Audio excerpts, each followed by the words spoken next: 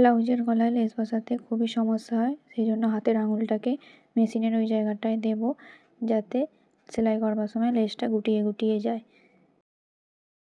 দেখুন দুটো লেসের মধ্যে পার্থক্য, একটা লেস কি সুন্দর গুটিয়ে আছে আর একটা লেস পুরো সমান।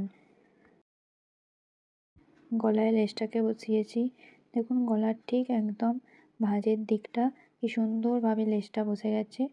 এভাবে সেলাই করলে কোনো অসুবিধা হবে না লেস বসানোর সময়। এদিকটা আমি বসিয়ে দেখাচ্ছি, দেখুন কি সুন্দর হয়ে যাচ্ছে। এভাবে সেলাই করে নেবেন প্রতিবার। এখন লেসটাকে সেলাই করছি, দেখবেন গলার কাজটা কত সুন্দরভাবে বসে যাবে, কোনো অসুবিধাই হবে না সেলাই করবার সময়।